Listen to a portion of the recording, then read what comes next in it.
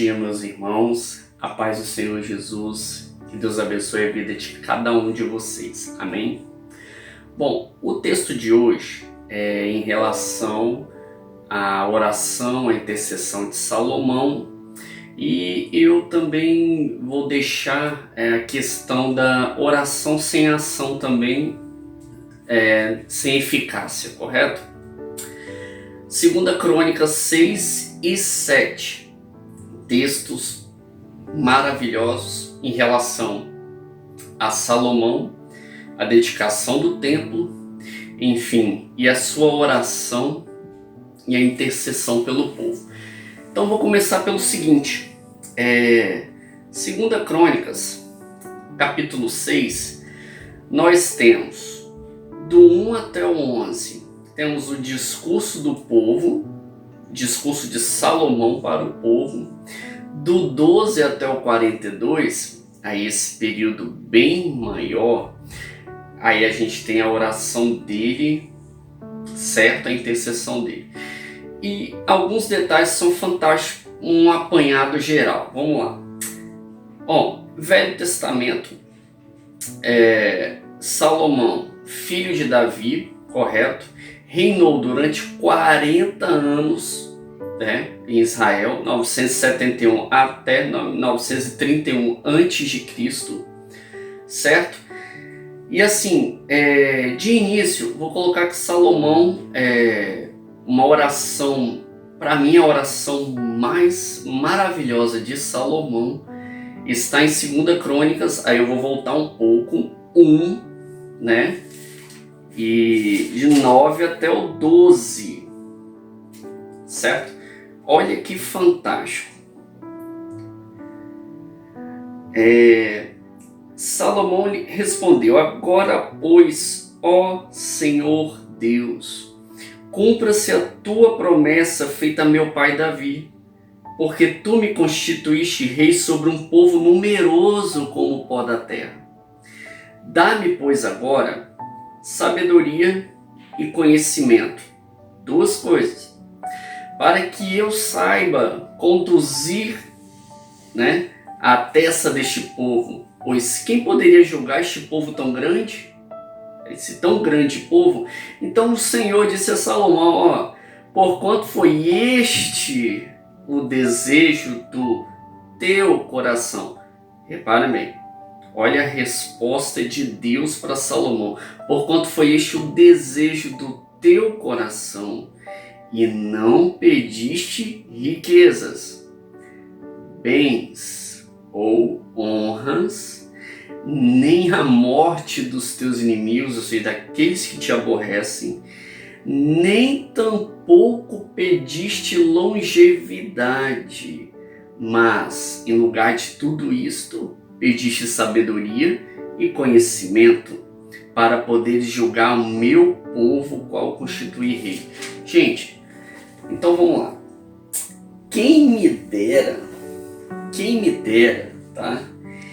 Que todo cristão, ao invés da gente pedir riquezas, honras, sabedoria, que o meu bem-estar esteja acima, ao contrário do que diz lá em Mateus 6:33 a 36, né, que a gente deve buscar em primeiro lugar o reino de Deus, Salomão, e a gente fizesse como Salomão. Buscar sabedoria, conhecimento. Em Tiago, a gente tem que buscar sabedoria que vem do alto. Mas por que Salomão pediu isso, gente? É uma oração tão sincera.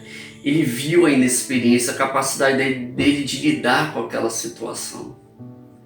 Mas ele poderia ter pedido outras coisas? Sim, o próprio Deus falou.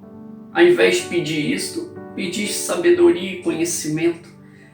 Sabedoria e conhecimento nos tornam pessoas acima da média para vivermos essa vida cheia de aflições nessa terra. Então esse ponto para mim é muito importante para o desenrolar da história de Salomão. Principalmente porque, poxa, ele foi escolhido para construir o templo. E isso é uma responsabilidade muito grande, aonde iria habitar a presença de Deus no compartimento do Santo dos Santos, onde estaria a Arca da Aliança, né? Onde a presença de Deus desceria ali naquele lugar. Mas a gente sabe, é claro, é óbvio, que Deus não está concentrado em um pequeno espaço. Deus, a morada dele é o céu, é o mundo, é tudo, todos os lugares ao mesmo tempo. E Salomão fala isso na oração dele, em Crônicas, certo? Em 2 Crônicas, capítulo 6. Vejamos alguns detalhes, olha. Né? Quer ver?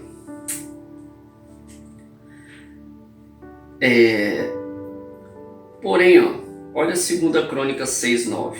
Todavia tu não edificarás a casa, porém teu filho. Isso quando Deus falou com Davi, ou seja, a responsabilidade para Salomão. Que descenderá de ti, ele a edificará ao meu nome. Fantástico. Olha, olha o 14 agora. E disse: ó Senhor Deus de Israel, não há Deus como tu nos céus e na terra, que guardas a aliança e a misericórdia de teus servos. Certo? E agora é o que eu falei, como que Deus é onipresente, e é claro que Salomão sabia disso, e ele fala lá em 2 Crônicas 6:18, mas de fato habitaria Deus com os homens na terra? É uma pergunta. Eis que os céus e até o céu dos céus não te podem conter, quanto menos essa casa que eu edifiquei. Ou seja, muita humildade de Salomão. E aí, no 19, atenta, pois, para a oração de teu servo, para a súplica ao Senhor, para ouvires o meu clamor e a oração que faz o teu servo diante de ti, para que os teus olhos estejam abertos dia e noite sobre esta casa, para ouvires a oração que o teu servo fizer neste lugar. Então, até o 20, se eu não me engano, é isso, até o 20, a humildade de Salomão. Poxa, além da sabedoria, do conhecimento que ele pediu a Deus, a gente vê que ele se achega a Deus com humildade.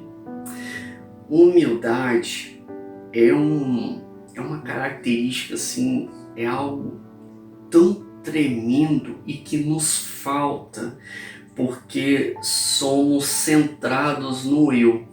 Nós temos essa falta de pensar no outro e muitas das vezes a gente é tão centrado para o nosso bem-estar, para a nossa condição, e que nós, em determinados momentos, a gente ora a Deus com uma falta de humildade tão grande, como se Deus fosse, ora, obrigado a responder a sua necessidade, né? A gente quer os benefícios de Deus sem ser transformado de dentro para fora.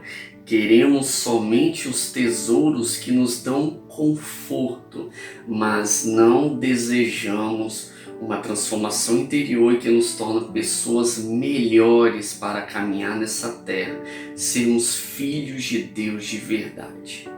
Bom, e aí, de 2 Crônicas, capítulo 6, a gente pega aqui do 21 não, a gente pega aqui do 24 até o 40, até o 39, 24 até o 39, acho legal Salomão, na oração dele, ele faz essa dicotomia: pecado, perdão, perdão, pecado. É sempre essa a nossa luta diária, né? Em Romanos 6:7, nós vemos Paulo falar isso de forma clara, porque o meu corpo o que eu não desejo fazer, o meu corpo quer fazer. A minha carne anseia. E o interessante notar é que somos feitos de carne para não obedecermos às obras da carne. Legal que Deus fez com a gente, né? Mas essa luta diária, então assim, se você pega 2 Crônicas, da oração dele, 6:20, 2 Crônicas capítulo 6, do 24 até o 39, a gente vai ver, ó, se o povo pecar, se o povo pecar, se o povo pecar. Por quê? Porque Salomão sabe que o pecado ele vai gerar uma consequência. E as consequências, quando o povo de Israel pecava, eram terríveis. Podia ser pestes, guerras, dominados por outros povos e vários outros, falta de chuva e por aí vai. Então assim, Salomão ele sabia que se o povo andasse nos caminhos do Senhor, daria certo. E aí é o óbvio. Só que, e aí é o ponto crucial desse pequeno estudo que eu quero chegar. O versículo 40 é um versículo bem interessante antes de pular para 2 Crônicas 7. Agora, pois, ó meu Deus, estejam teus olhos abertos, teus ouvidos atentos à oração que se fizer neste lugar. E o 42, Salomão ele já sabia. Ah, Senhor Deus, não repulses o teu ungido. Lembra-te das misericórdias que usaste para com Davi teu servo. Sejamos verdadeiros. Davi pecou. Salomão provavelmente sabia, né? Davi devia ter na conversa entre eles, pai para filho. Então assim, a gente vê essa preocupação com o pecado, porque o pecado deixa consequência. E aí que eu quero chegar, por quê? Porque se é o pecado que deixa consequência, inclusive atingindo o nosso relacionamento com Deus, atingindo a nossa intercessão junto ao Pai, então a maior responsabilidade nesse encontro homem-Deus, nessa relação homem-Deus, nesse diálogo, nesse momento de intimidade, é nossa. Você, meus irmãos, vocês, irmãos, assim como eu, nós somos responsáveis pelas nossas atitudes, as nossas atitudes, escolhas, pensamentos, sentimentos que geram as ações, todas elas geram uma consequência. Gente, é tão lógica essa lei da semeadura da vida, é que faz a gente poder entender melhor, porque às vezes a gente acha que tudo é oração. Muitas das vezes um problema que você está enfrentando, o que eu estou enfrentando, a gente vai achar, isso daí é falta de oração. Só que a oração sem ação, ela é vazia, e sim, ela em si ela é vazia, ela não vai ter a profundidade. Por quê? Porque nós queremos respostas para as nossas necessidades, nós queremos resposta, nós não queremos transformação. Nós queremos respostas para a minha necessidade básica, para aquilo que eu estou necessitando naquele momento, para a dor que eu estou sentindo naquele momento. É algo que está me machucando, é um desconforto, é algo que está incomodando e eu quero uma resposta para isso. Eu necessito, Pai, disso. Mas o problema está na atitude ou na escolha que você fez. Se ao menos parar para refletir, vai entender a situação que está acontecendo naquele momento. É como se fosse assim, por exemplo, eu preciso estudar para eu poder aprender a ler e a escrever. Não tem como eu, sendo, vamos colocar assim, iletrado, orar a Deus e falar: Senhor, me dê o poder da leitura, me dê o poder do estudo, me ajude nisso. Não tem como, é em vão, certo? Certas coisas são em vão. Temos que analisar melhor as nossas atitudes, as nossas escolhas. A vigilância, ela é muito maior. Quer ver? Vamos colocar aqui, antes de eu chegar mais profundo nesse ponto, vou me adiantar aqui em 2 Crônicas capítulo 7. O versículo 2 Crônicas 7,14 é um dos versículos mais chaves da Bíblia, é um versículo muito bom e ele diz o seguinte, certo? Se o meu povo, que se chama pelo meu nome, ele se humilhar, orar e me buscar e se converter dos seus maus caminhos, tem que ter isso. Não tem como. Então eu ouvirei dos céus. Olha as condições. Tem condições para ele ouvir do céu. Não é simplesmente só baixar, orar e acabou, ajoelhar, fechar a mão e orar. Tem condições. Então perdoarei os seus pecados, sararei sua terra. Deus tem a preocupação de trabalhar conosco, com o ser humano, com a criatura que ele fez, aqui dentro. Porque o Evangelho, o reino de Deus, ele é de dentro para fora, simples assim. O exterior, aquilo que você adquirir nessa vida, ou para mais ou para menos, tanto faz. E aí nós vemos as condições que nós temos, as condições para Deus ouvir uma oração. Então assim, Salomão, ele... olha o que Deus, esse versículo de 2 Crônicas 7,14, se você for parar para analisar, é Deus que fala conosco. Já pararam para entender isso? Se o meu povo que se chama pelo meu nome, então humilhação, prostração, arrependimento, escolhas certas, saber proceder bem nessa vida.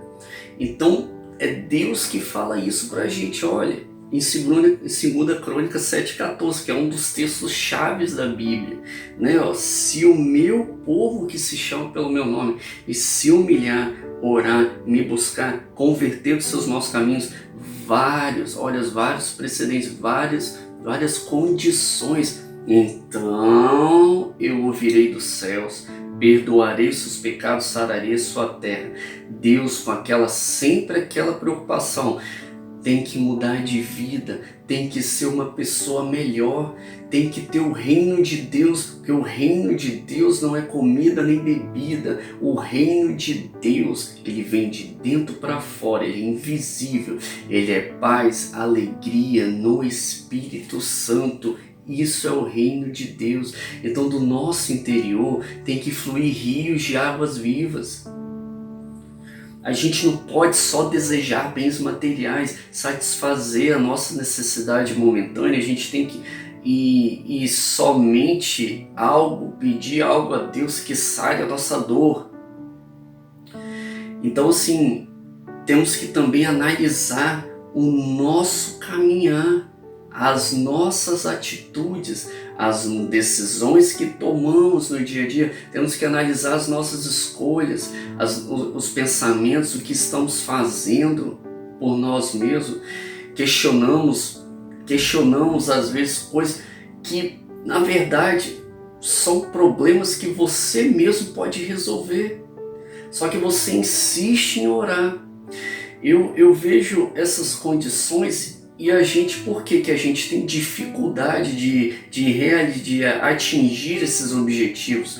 Porque é algo que, aquilo que trabalha a nossa alma, o nosso caráter, a nossa maneira de ser, o que pode melhorar, isso, por exemplo, para gerar frutos do Espírito Santo, não é algo que eu vou atingir lendo um livro, não é algo que eu vou atingir simplesmente indo à igreja. Não é, nunca, não tem como. É algo que é uma luta diária, é algo que eu tenho que me esforçar continuamente, todos os dias. É algo dinâmico, é algo que vai me transformando dia após dia, vai me amadurecendo a minha fé. Então isso é necessário. Por quê? Porque existem condições que eu tenho que fazer para Deus ouvir a minha oração. É simples assim. Não tem como a gente mudar essa forma, porque Deus foi quem fez e assim Ele estabeleceu. Ele falou isso com Salomão em 2 Crônicas 7,14.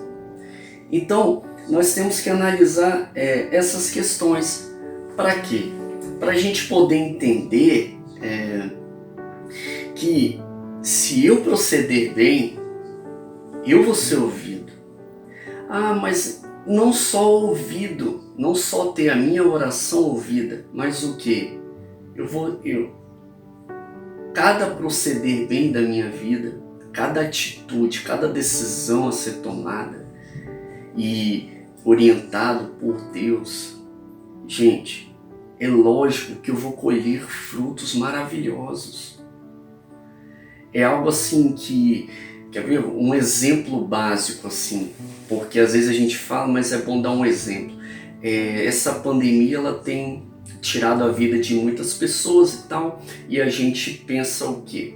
Por exemplo, porém, a gente vê que muitas pessoas tiveram problemas de saúde detectados, mesmo sendo alegado que foi a questão do coronavírus. E aí, eu te pergunto, qual é o seu hábito diário? Você cuida da sua saúde diariamente? É um detalhe simples, mas depois a gente vai questionar com Deus por que eu estou sentindo dor aqui, eu estou sentindo dor ali, por que a minha pressão está alta, por que minha glicose está alta, por que isso, por que aquilo, por que eu estou com essa moleza no corpo, esse cansaço diário. Então são coisas que eu sou assim, eu penso que essa autoanálise, ela é importante. Por quê? Porque nós somos humanos. Eu sou mais humanista que espiritualista, porque a tendência que eu acho errada, aí é que vem essa questão da oração sem ação, para mim não funciona. E eu vejo Deus falando isso com a gente aqui na Bíblia. Por quê? Porque a gente muitas das vezes quer espiritualizar tudo. Só que a gente não quer agir, a gente tem que agir, a gente tem que ser melhor, a gente tem que progredir, a gente tem que amadurecer, a gente tem que buscar os frutos do Espírito Santo e parar de buscar só os benefícios para o corpo humano, porque os frutos do Espírito Santo, você quer paciência, você não quer ter paciência, você não quer ter mansidão, você não quer ter domínio próprio, você não quer amar as pessoas. Por quê? Porque essas coisas estão aqui dentro, elas vêm de dentro para fora. É mais fácil que eu querer dinheiro, é mais fácil eu querer bens materiais, é mais fácil eu querer riquezas. É muito mais fácil, é muito mais prático, porque é um resultado mais rápido, mais objetivo. E Salomão, ele fez o contrário no início da vida dele. Tanto é que, mesmo a gente vendo essa belezura toda em 2 Crônicas 6 e 7, né, a gente vendo ele, né, a gente vai ver que depois, mais para a velhice dele, ele começa a proceder errado. Ele deixou subir a cabeça dele as honras e os bens materiais. Olha que interessante, parece que é como se na Bíblia tivessem dois personagens de Salomão. Aquele lá de 2 Crônicas 6, 7 e os capítulos anteriores também. E olha o Salomão de 1 Reis, capítulo 11. Ora, além da filha de Faraó, amou Salomão muitas mulheres estrangeiras, mulheres das nações que Deus havia dito aos filhos de Israel para não casar com elas. Salomão se apegou a elas pelo amor e tinha várias mulheres. Vou discorrer o texto de forma mais rápida. Sendo já velho, olha no 1 Reis 11:4. Suas mulheres lhe perverteram o coração, ele seguiu outros deuses, seu coração já não era de todo fiel para com o Senhor. E Salomão seguiu Astarote, deusa dos Sidônios, a Milcom, abominação dos Amonitas e tal. Assim fez Salomão, que era mal perante o Senhor, e não perseverou em seguir ao Senhor como Davi, seu pai. Pelo que o Senhor, no versículo 9, se indignou contra Salomão, pois desviara o seu coração do Senhor, Deus de Israel, que 2 vezes lhe aparecera. E no 11, no finalzinho, ele coloca: tirarei de ti este reino e o darei a teu servo. Cadê aquele Salomão lá de 2 Crônicas 6? Porque passou a proceder errado. Meus irmãos, é algo assim que a gente tem que tentar entender. Passou a proceder errado. Estava procedendo certo. Deus aparecia na nuvem, ali no templo, aquela humilhação toda, mas não perseverou. Muitas das vezes a gente dá o pontapé, mas a gente não persevera. A perseverança é uma luta diária, por isso que eu falo, é constante. Não existe assim um limite, é todo dia. E Salomão aqui se perdeu, e pior, levantou ídolos, idolatrou outros deuses. Como que Deus iria respondê-lo da mesma forma que Deus respondeu lá atrás? Adiantaria Salomão, gente, orar, interceder, adorando outros deuses? Não tem como. Não tem como. Ele entra em conflito com 2 Crônicas 7,14. Porque a gente tem que se humilhar, orar, buscar a Deus, se converter dos maus caminhos. E de repente eu viro um idólatra e como que eu vou orar a Deus? E o reino só não foi tirado dele, se você prosseguir na leitura, por amor a Davi. Só por isso. Então, eu quero deixar claro aqui que a oração é importante, sim, mas o vigiar, o não pecar,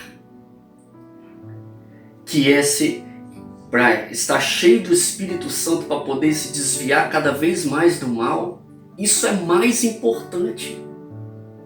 Porque é isso que dá condição para a oração ser ouvida. Vou dar outro exemplo. Lucas 18.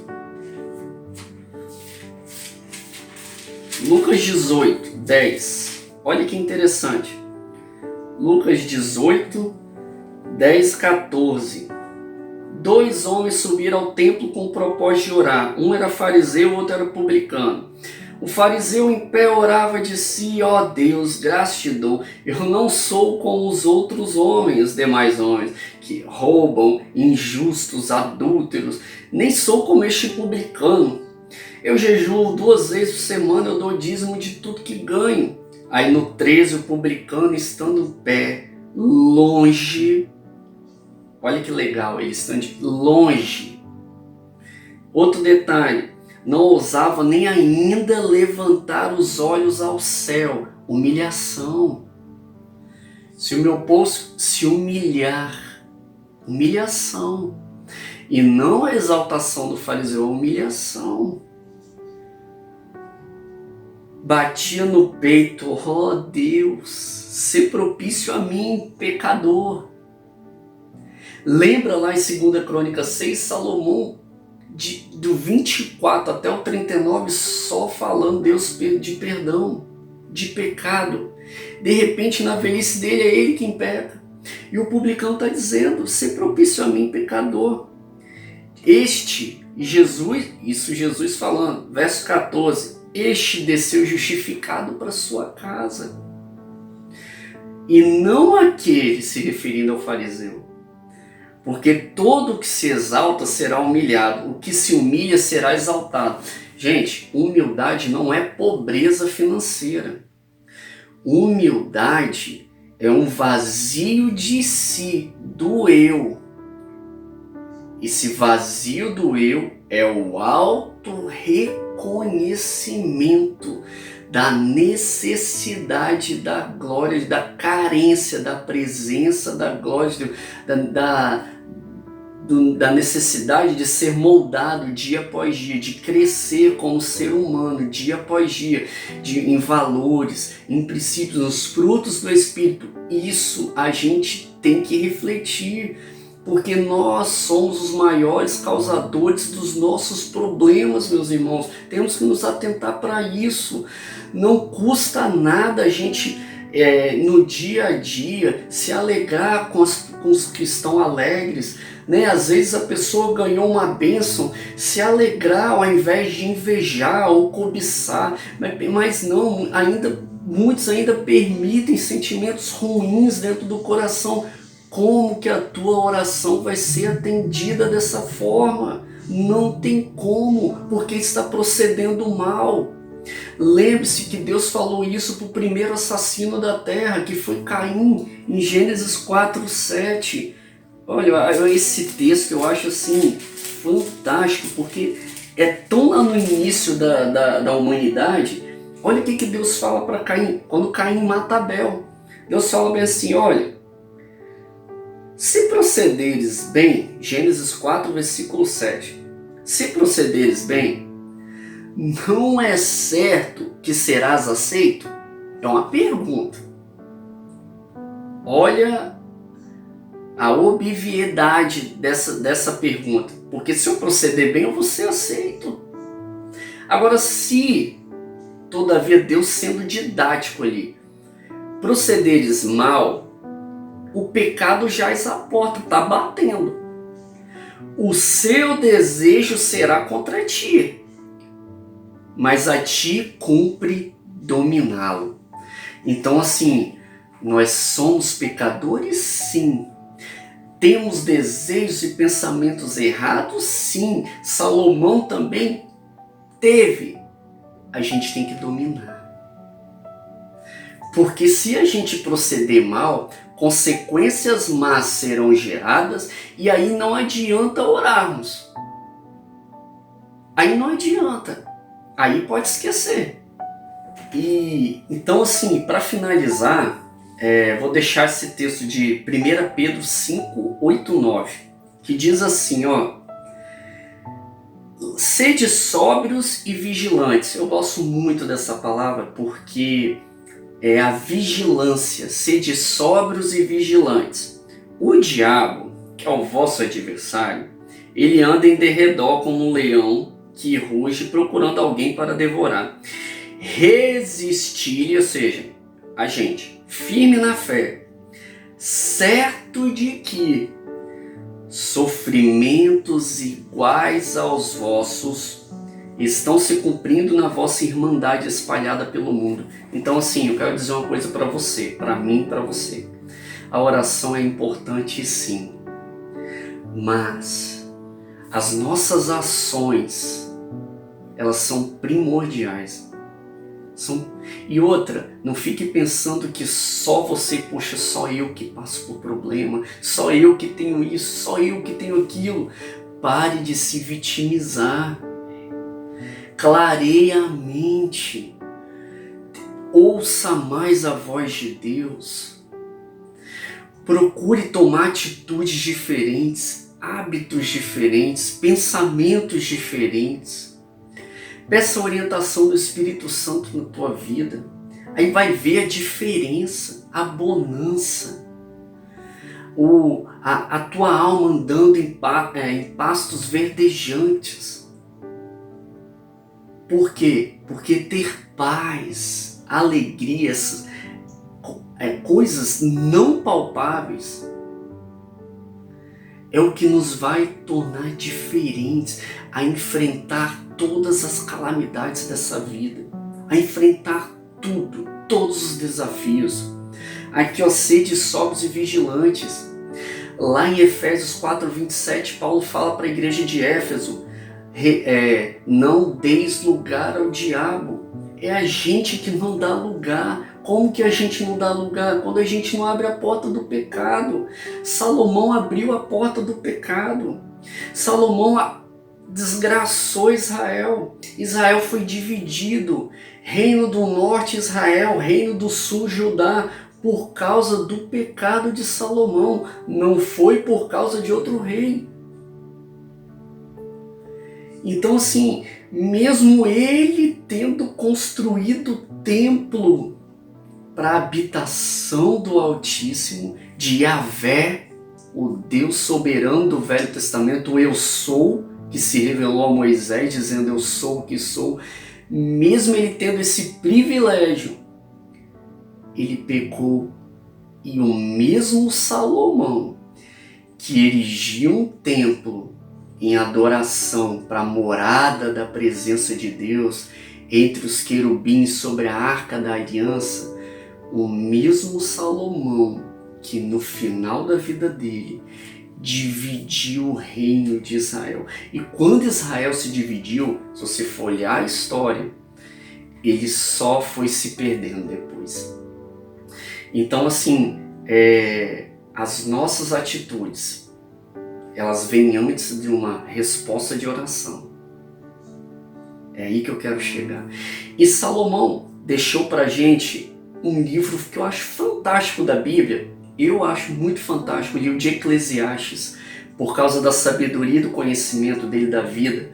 É um livro que dizem que, não sei se é comprovado, mas a maioria dá essa autoria de Salomão para Eclesiastes e que foi feito na velhice dele, certo?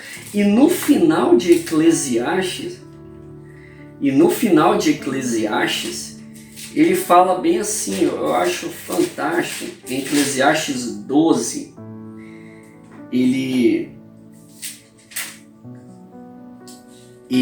Eclesiastes 12, versículo 13. Se foi na velhice dele, eu acho legal porque ele coloca bem assim, é o penúltimo e último versículo do livro de Eclesiastes. De tudo que se tem ouvido, a suma ou seja, o resumo teme a Deus, guarda os seus mandamentos, porque isso é o dever de todo homem. Porque Deus há de trazer a juízo todas as coisas, até as questões escondidas, quer sejam boas, quer sejam más. Ele aprendeu, ele viu. Ele viu que quando ele fazia o que era reto aos olhos do Senhor, beleza, fechou, fez o templo, tudo certo, a oração dele era respondida. Lá em 2 Crônicas 7, Deus respondeu ali naquele momento, logo após a intercessão de Salomão em 2 Crônicas 6. Mas quando ele procedeu mal, a Bíblia fala em 1 Reis 11 que Salomão fez mal perante os olhos do Senhor. E Deus foi e repartiu o reino de Israel e falou que ia dar ao servo dele e que ficou com Jeroboão. Então, assim, mas no final da vida dele, ele viu, e em Eclesiastes ele coloca esse versículo. Ele sabia que se ele proceder bem, que se ele guardasse os mandamentos do Senhor, que se ele temesse a Deus, estava tudo certo. Deus, aquilo ali, ele andaria com Deus e todas as coisas, toda a vida, tudo caminharia da melhor forma possível. Essa é a palavra que eu tenho para nós. Oração sem ação não adianta. Então, vamos, irmãos, refletir mais sobre as nossas ações, escolhas, pensamentos, sentimentos, emoções, e depois a gente coloca diante de Deus, organiza a casa e coloca diante do Pai. Amém.